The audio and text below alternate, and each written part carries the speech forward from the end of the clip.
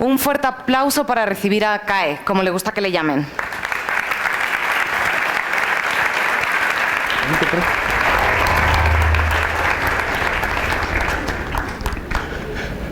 Buenas tardes. ¿Cómo están? Gracias, Natalia, por esa presentación que me pone la vara más alta de la que ya está. Primero, tengo que hacerles saber a todos lo complacido y lo orgulloso que me siento de estar en un escenario como este.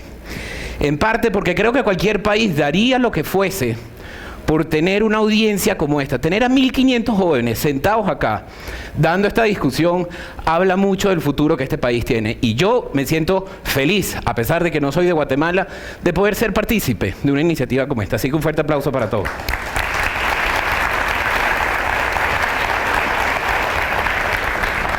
Como estamos entre jóvenes, mi abuelo siempre decía, formalidad poca, pero que dure, así que con el permiso de la audiencia, yo me voy a quitar la chaqueta para sentirme más cómodo porque estamos en familia, como diríamos. Fíjense, cuando a mí me invitaron a participar en esta charla, y me hablaron de este tema, liderazgo ético, la primera pregunta que me hice es, bueno, ¿y qué le voy a decir a toda esa gente? Porque además, obviamente la pregunta que me tocó hacer, la pregunta de rigor fue, ¿y quiénes son los ponentes? Y bueno, y obviamente después de escuchar al doctor François y a todos los ponentes que han estado hoy, que son personas estudiosas en la materia, dije, bueno, y este millennial de 33 años que les va a venir a decir a esta gente que no le digan los otros. Y la verdad es que la única forma en que yo puedo hablarle a ustedes de liderazgo ético es contándoles un poquito de mi historia, no más.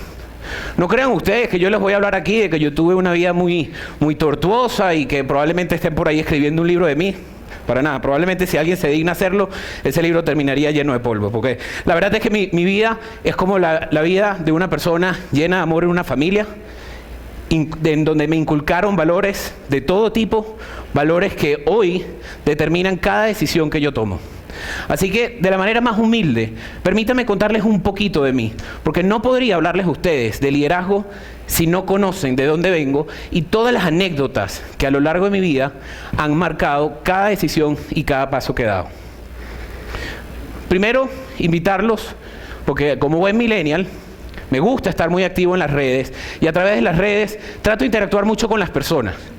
Como ustedes se darán cuenta a lo largo de mi presentación, una de las cosas que más me apasiona en mi vida, una de las cosas que más me apasiona en lo que hago en mi trabajo es la gente. Así que los invito a seguirme en las redes, interactuar por ahí. Siempre estoy tratando de publicar mensajes relacionados a aquellas cosas que yo siento que un líder en este momento debe tener. En el año 1999, si la tecnología me deja avanzar, en el año 1999, en Venezuela, ocurrió una tragedia natural, la tragedia de Vargas. Esa tragedia hizo que la zona litoral de la capital, La Guaira, el estado Vargas, tuviera, como consecuencia de unas lluvias muy intensas por muchos días, no sé si quienes han tenido la oportunidad de ir a Caracas, pero quienes han tenido la oportunidad, Caracas es una ciudad que es un valle. Está muy pegada a una montaña espectacular, una montaña más que me sirve de inspiración, la tengo tanto así que la tengo tatuada en mi brazo izquierdo y me acompaña a todos los lugares que voy. Ese año, esa tragedia, esos deslaves, ocasionaron unos daños enormes. En ese momento, el presidente Chávez recién había sido electo. La sociedad se unió para ayudar a toda esta gente que se había quedado sin hogar, a toda esta gente que se había perdido, gente que había muerto y gente que estaba herida. Escucharán a lo largo también de mi presentación que hay una persona que ha marcado mi vida de manera determinante en todo lo que hago, y ese es mi padre. En esa época, en el año 1999, a consecuencia de la tragedia, muchas personas se decidieron a ayudar. Aquellos con mayor capacidad económica donaron, efectivamente. Firmaron sus cheques y fueron a la Cruz Roja, entregaron el cheque, la plata, y eso obviamente ayudó. Es lógico, bienvenido sea. En esos momentos la sociedad debe unirse. Mi padre decidió involucrarse de manera directa. Mi padre se montaba Él mismo, en los helicópteros, iba hasta el litoral, se bajaba, montaba gente en los helicópteros y los sacaba. Yo tuve la experiencia, no sé cuántos acá ustedes lo habrán vivido, pero yo tuve la experiencia por 5 minutos de haber sabido que mi padre había fallecido. Tuvo un accidente en el helicóptero. Una de las turbinas del helicóptero explotó, se estrelló y lo dieron por muerto. Obviamente nos llegó la noticia, se habrán podido imaginar la tragedia que eso supuso en mi familia. A los 5 minutos recibimos la llamada de mi padre diciéndonos que todo estaba bien. Buena noticia, nosotros estábamos en ese momento lastimosamente fuera del país. Mi madre obviamente le dice, bueno, por favor, regrésate, vente con nosotros y ya, para esta locura porque estás arriesgándote más de la cuenta. Mi padre, terco como es, como suele serlo siempre, acto seguido, se volvió a montar un helicóptero y siguió sacando gente. Ese día, a pesar de lo que suponía arriesgar la vida, ese día entendí que el liderazgo empieza por una sencilla variable que es elemental. La congruencia. La congruencia entre lo que decimos y lo que hacemos. No podemos esperar nada de los demás si nosotros no estamos dispuestos a ser la mejor versión de eso que estamos esperando. Aquellos que tenemos el privilegio de ser líderes, y cuando digo líderes no me refiero a aquellos que ostentan un cargo de poder, porque el liderazgo se construye desde la autoridad y la autoridad se gana, no se hereda. Aquellos que tenemos la dicha de tener posiciones de liderazgo, tenemos que entender que no le podemos pedir a nuestros equipos nada que nosotros no estemos dispuestos a dar. Ahora bien, eso necesita necesariamente empezar por uno. El cambio empieza por uno. Hace poco, cuando estaba, no recién llegado, ya estaba en la mitad del tiempo que ya tengo en Panamá, nos llegó un proyecto regulatorio. Teníamos que migrar todas nuestras tarjetas de débito a tarjetas chip. Y teníamos que cumplir con una fecha, como suelen ser todos los proyectos regulatorios. Teníamos un mandato de la Junta Directiva que no podíamos incrementar personas, cuidando las eficiencias. Y teníamos que sacar adelante este proyecto, teníamos que garantizar que el 100% de nuestros clientes tuviesen en sus manos la tarjeta con el chip. Porque de lo contrario podíamos ser sujetos de sanciones. Recuerdo que yo un poco inquieto, la forma en como algunas cosas había manejado, le decía al equipo, pero ¿por qué la gente no se suma a ir a entregar las tarjetas? Y recuerdo esta discusión hasta que en un momento me detuve y dije, ya va, pero ¿y por qué yo le estoy pidiendo a la gente que vaya a entregar las tarjetas y que actúen de manera proactiva si yo ni siquiera estoy dispuesto a hacerlo? Porque a veces nos ocurre que, decimos, pero es que si yo soy CEO, si soy gerente, si soy vicepresidente, ¿por qué tendría que hacerlo? Si no estamos dispuestos a hacerlo, entonces no esperemos que nuestra gente lo haga. Y les puedo decir que esa ha sido una de las experiencias más enriquecedoras que he tenido en mi vida, porque me permitió ver muchas cosas. Primero, padecer lo que generalmente nuestra gente padece. Es decir, cuántas pantallas, por ejemplo, tenían que navegar para cumplir con el requerimiento de un cliente. Por ejemplo, me di cuenta también cuántos clientes me conocían que yo no los conocía. Por ejemplo, tuve el privilegio de estar sentado al lado de una señora que le empezó a hablar a uno de mis compañeros de trabajo, a decirle que era muy amiga mía, que me conocía y que habíamos tomado café y que yo le había ayudado muchísimo al banco. Y la verdad es que, señores, se los digo, no tenía ni idea quién era. No tenía ni idea quién era. Pero fue una experiencia muy bonita, porque me ayudó a entender que el cambio siempre necesariamente empieza por uno. Yo no podría hablarles a ustedes de liderazgo, y esta es una parte muy emocional para mí, si no les hablara de mi país. Ustedes saben por lo que nosotros estamos pasando hoy, Venezuela. Y Venezuela ha sido y es una parte importantísima de mí, porque ahí crecí, mis valores nacieron ahí. Lo que yo les quiero decir hoy... Gracias.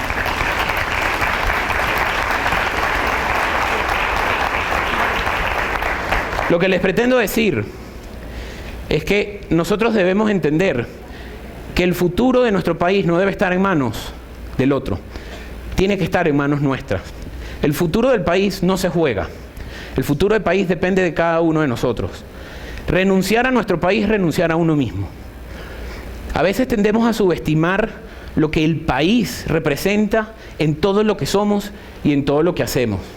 Hoy, se los confieso, me llena de dolor no estar allá, pero me llena de inmenso orgullo poder estar aquí hablándoles un poquito de esto, porque de alguna manera trato de levantar mi bandera en alto y dejar a mi país orgulloso y devolverle un poquito de todo lo que me ha dado. Así que, si quieren pensar en liderazgo, si quieren pensar en un liderazgo ético y transparente, piensen siempre en su país. Hace 13 años, como ha solido ocurrir en mi vida, todo de manera prematura, a los 19 años me enteré que iba a ser papá. Ustedes se podrán imaginar que a los 19 años lo último que uno está pensando es que va a ser papá. Por suerte ya tenía algún tiempo trabajando, pero les confieso que ese día estaba aterrado. Dije, Dios mío, ¿y ahora qué voy a hacer? ¿Cómo voy a manejar esto? La responsabilidad de tener un hijo a los 19 años, cuando yo estoy en pleno proceso de crecimiento en mi vida, no había terminado la universidad, estaba empezando prácticamente mi carrera profesional. Y lo cierto es que ese punto fue como un punto de inflexión en mi vida. Porque me hizo entender que eso, lejos de ser un momento de adversidad, se convertiría en la fuente de inspiración más grande que tengo en mi vida. Tanto fue así que me aboqué y me obsesioné a ser el mejor profesional y a ser el mejor líder en todo lo que hacía laboralmente. Y en ocasiones me di cuenta de que estaba siendo un líder afuera, pero no estaba siendo necesariamente un líder en mi casa. Con el afán propio de un padre de proveer a la familia, me olvidé que estaba dejando a un lado lo más importante, que era el tiempo para mis hijos. Gracias a Dios, hoy, acompañado de mi bella esposa que está aquí presente, gracias a ella pude tener siempre una persona que me ayudara a entender que la vida se basa del equilibrio. Cuando pensemos en el trabajo y digamos, ya va, es que yo tengo que hacer esto, yo tengo esto que lograr en mi vida, piensen en algo. Si ustedes le dedican el 100% a algo, es como si ustedes quisieran sacar a un inquilino prendiéndole fuego a un apartamento. Dirían, bueno, sí, logré el objetivo. Saqué el inquilino, pero me quedé sin apartamento. La vida se basa en eso, en saber tomar decisiones equilibradas, en saber distribuir el tiempo en aquellas cosas que verdaderamente nos generan satisfacción. Porque de eso se trata. Porque ahí, en esos puntos, en esos momentos, es donde está la inspiración para ser cada día mejores personas y mejores ciudadanos. Yo les dije que mi familia, que yo he tenido una vida muy bonita. Una vida donde mi padre ha estado presente, mi madre presente. Mis padres, ambos viven. Tengo 2 hermanos, 3 hijos, felizmente casados. Sin embargo, la vida de mi padre no fue igual. Mi padre, hijo de españoles, como muchos de los españoles después de la Segunda Guerra Mundial, tuvieron que emigrar a Venezuela. Se fueron de su país prácticamente sin nada. Llegaron a Venezuela muy, muy pobres. Como en aquel entonces tenían 8 hijos. 8 hijos. Imagínense ustedes llegar a un país sin nada para mantener 8 hijos. Lo cierto es que la vida fue bastante complicada. En el camino, mis abuelos tuvieron que enterrar a 3 hijos. Y además de formas muy trágicas. Uno de ellos por problemas de droga, uno murió ahogado en una playa y otro recién nacido. Pero imagínense para ustedes una madre tener que enterrar 3 hijos y lo que eso supone y la carga emocional que eso puede traer para una familia. Mi padre tuvo que pasar 2 años viviendo en España a distancia de sus padres porque no tenía, mis abuelos no tenían cómo pagarle la educación, no tenían cómo mantenerlos ahí. Entonces, no creció en el mismo hogar que yo crecí. Sin embargo, a pesar de eso, yo muestro esta foto porque en esa foto están prácticamente todos mis primos y mis hermanos. Y a pesar de esa adversidad, a pesar de que han habido muchísimos problemas en mi familia, como siempre los pueden haber en todas las familias, entendí que en cada una de las personas siempre hay algo que nos puede contribuir al crecimiento. en cada una de nuestros familiares, conseguimos algo que nos es nuestro, que nos pertenece y que nos define como personas y por ende nos define como líderes.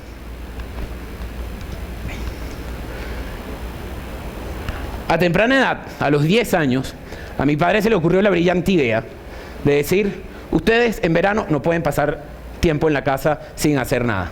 Así que les digo, se tienen que ir él tenía una hacienda donde sembraban limas y mangos. En ese momento Banesco no era ni remotamente lo que es hoy. Entonces nos obligaba todos los veranos a trabajar 2 semanas en la hacienda y 2 semanas en Banesco.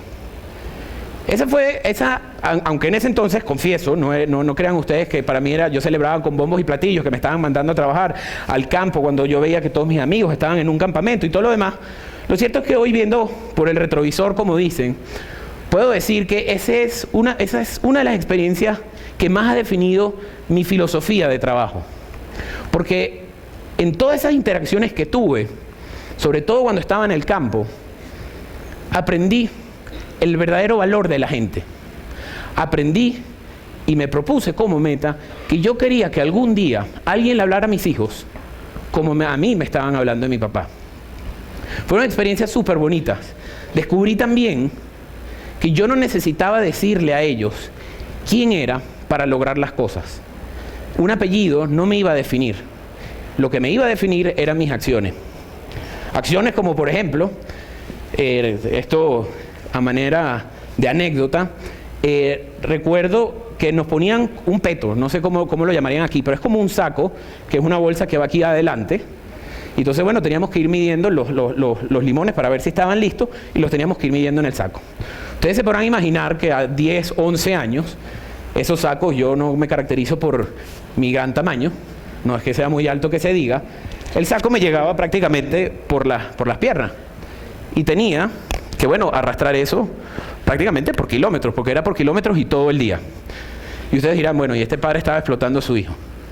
No era tan así. Pero empecé a interactuar y a tener esa, como dicen, esa viveza criolla. Lo primero que hice fue buscar al más gordito del grupo. Y dije, tengo que buscar porque el más gordito para mí era el más fuerte y ese era el que más podía. Y le hice un negocio, le planteé un negocio, le decía, si tú me ayudas, porque teníamos además unas metas, ¿no? Teníamos que llenar las cestas diariamente, y le decía, bueno, si tú me ayudas a llenar las cestas, eso significaba obviamente doble trabajo para él, yo te prometo que mañana te llevo para la casa y te doy las empanadas que cocinan ahí para que te las comas y listo, y te doy la malta y todo eso. Y así era que negociaba. Y así fue que lograba mi objetivo.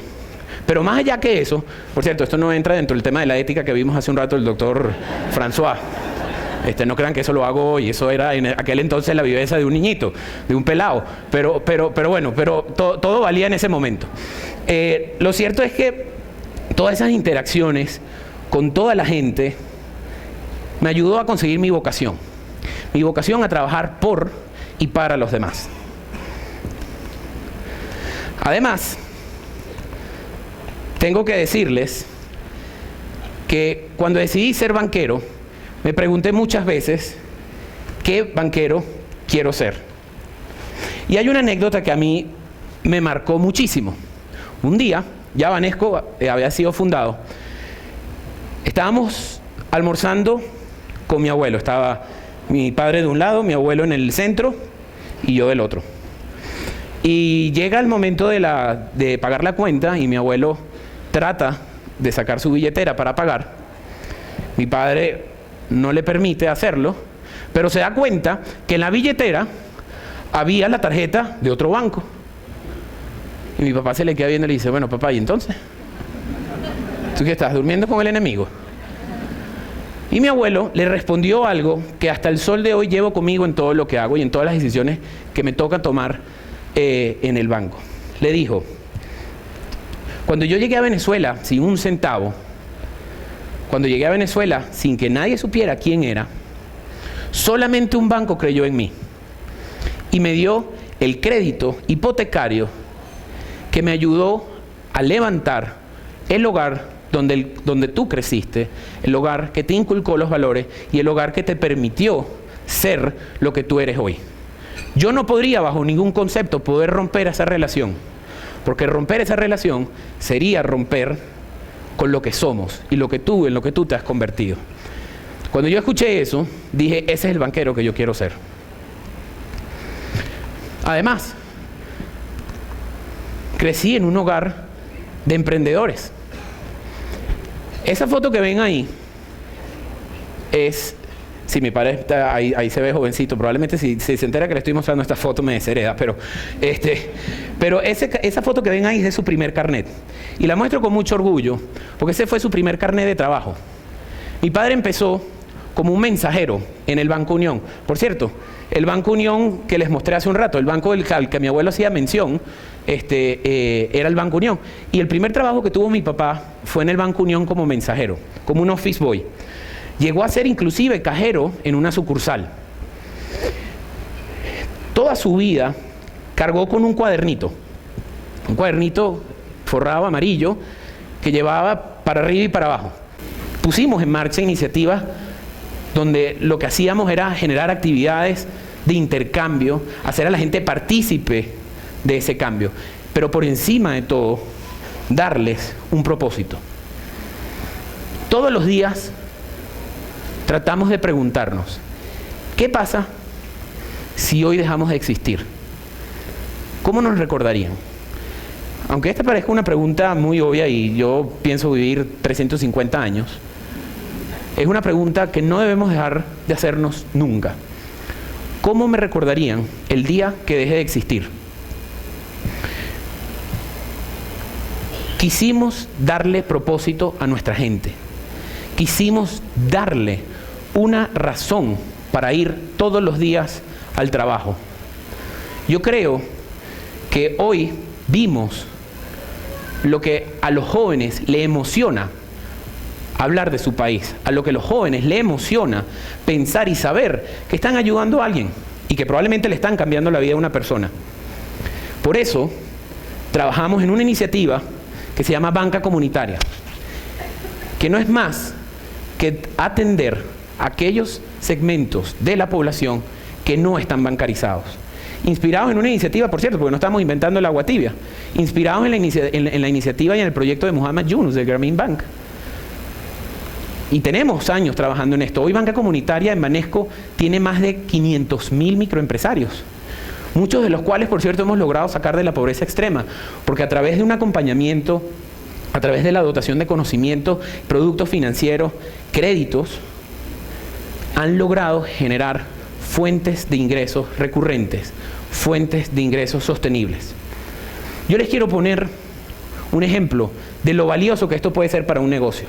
En este momento, en esta situación, cuando Venezuela pasa probablemente por su peor crisis económica de la historia, cuando estamos al borde, si no es que ya lo estamos, de un punto de no retorno de crisis social, nosotros en Banesco no hemos recibido aún un reporte de que algunos de nuestros puntos de atención, barras de atención, que no son más que agencias del banco en donde utilizamos a los negocios de la comunidad, lo que se suele conocer como corresponsales no bancarios, ninguno de estos puntos ha sido atacado o saqueado o vulnerado de alguna u otra forma. Y en parte eso ocurre porque la gente ha identificado y ha visto en esos lugares una ventana de oportunidades. Porque entienden que gracias a la banca comunitaria tienen una oportunidad de superación. No solamente eso, sino que la mora de ese segmento es la mora más baja del banco, aún en crisis económica, aún cuando estas son las personas más vulnerables en un momento de crisis, son las personas que mayor voluntad de pago han demostrado siempre. Entonces, lo que quisimos fue darle un propósito a nuestra gente. No le queríamos decir, señores, ustedes tienen que salir, vender tanto, traer tanto de pasivos, colocar tanto en crédito y eso no va a generar tanto de utilidad. No. Queríamos que eso tuviera un significado, que lo que estábamos haciendo también tenía, de alguna forma, un impacto en el país. Tenemos una deuda enorme con el planeta. El concepto de la economía circular me encantó. La huella que estamos dejando en nuestro planeta Tierra creo que ya es más que conocido y no me voy a poner aquí a predicar. Pero ahí tenemos también nosotros un compromiso a ver cómo hacemos de nuestro negocio un negocio que siempre genere un impacto positivo en la tierra. No solamente se trata de que vayamos y sembremos unos árboles, aunque dicen que en la vida, para decir que has vivido la vida, tienes que hacer 3 cosas: tener un hijo, escribir un libro y sembrar un árbol. Aunque bueno, yo sembré muchos cuando trabajé en el campo, así que tendría que tener muchos hijos para que no los voy a tener, ya 3 es suficiente. Pero no solamente se trata de sembrar un árbol, se trata de que cuando nosotros evaluamos un crédito, por ejemplo, nosotros, así como le exigimos a un cliente que nos demuestre que tiene capacidad para pagar ese crédito, ¿por qué no le empezamos a exigir que nos demuestre cuál es el impacto ambiental que está teniendo y cómo piensa mitigarlo? Y sujetar la decisión de un crédito, por ejemplo, a eso. Y ese es un compromiso, y eso es algo sobre lo que tenemos que trabajar. Como dijeron, no me digas qué vas a hacer con tus beneficios, dime cómo los obtuviste.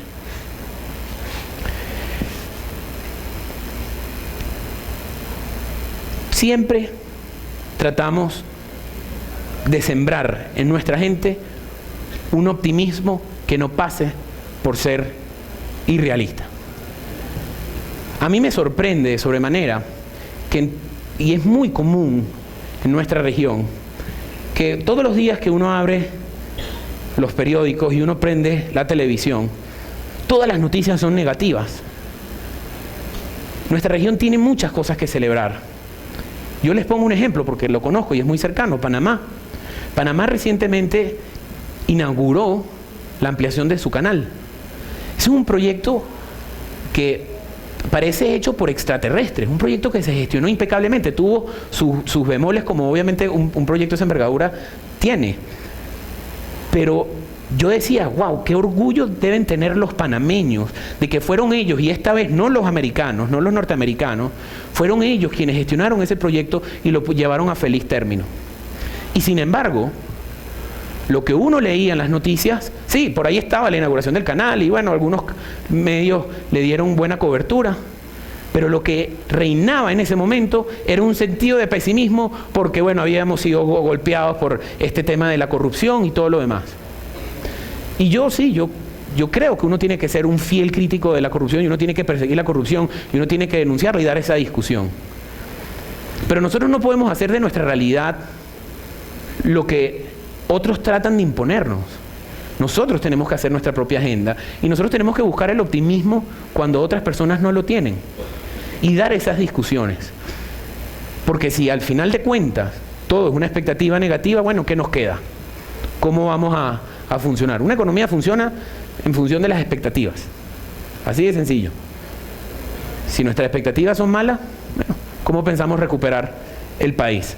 Entonces tenemos un deber enorme de generar discusiones realistas, sí, pero también de ser justos con lo que nuestro país nos da, con esas noticias que son dignas de celebración y que nos hacen siempre sentirnos orgullosos de lo que somos. Ya para ir cerrando, entendíamos que no solamente teníamos un compromiso financiero, de dar un crédito, de abrir una cuenta y ayudarlos a ahorrar, sino que muchas de estas personas que no estaban bancarizadas no tenían los conocimientos para emprender, no tenían los conocimientos para llevar adelante un negocio. Y por eso entonces pusimos en marcha un programa que se llama Programa de Emprendedores Banesco, que ya hoy ha logrado formar, en un año y medio, ha logrado formar a más de 5.200 emprendedores. Hemos logrado impartir más de 200.000 horas académicas. Personas que ya, por cierto, hoy estamos tratando de vincular, y muchas de ellas hemos logrado vincular a banca comunitaria para darles el acompañamiento. Lo hacemos porque entendemos que nuestra limitación o nuestro alcance no llega nada más hasta el día que damos un crédito. Porque si nosotros dotamos de conocimiento a todos esos emprendedores, probablemente terminen siendo mejores clientes que antes. Porque el conocimiento nadie se los quita. Probablemente puedan perder un negocio, probablemente puedan perder su casa, Dios quiera que no, pero lo que nadie les va a quitar es lo que aprenden y lo que saben. Y ya para cerrar, para ir cerrando, entendimos que no podíamos hacer esto solos, que necesitábamos sumar fuerzas, sumar voluntades. Entendimos que así como Banesco tenía una vocación por hacer las cosas diferentes, con una verdadera voluntad de generar bienestar a la sociedad, también habían otras empresas que estaban dispuestas a ello. También habían organizaciones que nos podían ayudar a tal fin. Y es por eso que hicimos y hemos firmado muchas alianzas públicos-privadas con entes en Panamá. La más reciente, firmamos una alianza con Cervecería Nacional, probablemente una de las empresas más grandes de Panamá y con una de las mayores redes de distribución en el país. Y a través de ellos lo que estamos haciendo es que estamos dotando a muchos de sus clientes, que generalmente son negocios pequeños, los chinitos que tienen estos supermercados. Ellos tienen un programa de negocio responsable y lo que nosotros estamos haciendo es complementando esfuerzos. Ellos tienen la red de distribución, tienen conocimientos que le dan a ellos. Nosotros estamos llegando con conocimientos financieros a través de nuestro programa de emprendedores, conocimiento además de desarrollo personal, y además los estamos dotando con productos que hemos diseñado para estos pequeños empresarios. Pero debemos entender que el liderazgo no es para aislarse. El liderazgo en esta materia debe ser compartido, porque entre más voluntades sumemos, mucho mejor. No me puedo ir sin decirles que para entender el liderazgo debemos entendernos nosotros mismos. Nunca, señores, jamás se conformen con el promedio. Seamos siempre unos inconformes responsables. ¿Qué quiero decir con eso? Inconformes porque siempre debemos tener como norte que las cosas se pueden y se deben hacer mejor. Pero responsables sabiendo que eso no se puede traducir en una frustración, que eso se tiene que convertir en una motivación y que los logros a veces pequeños tienen que celebrarse y que a veces los fracasos también, porque de los fracasos nos queda aprendizaje, porque aún cuando estamos tristes, aún cuando estamos en los momentos más difíciles, si verdaderamente tenemos claro hacia dónde vamos, siempre vamos a avanzar. La pregunta es, ¿cuál es el libro que ustedes quieren escribir? No importa que alguien lo escriba por ustedes, ya llegará el momento. La pregunta es, ¿cuál es el libro que quieren escribir de ustedes? Gracias.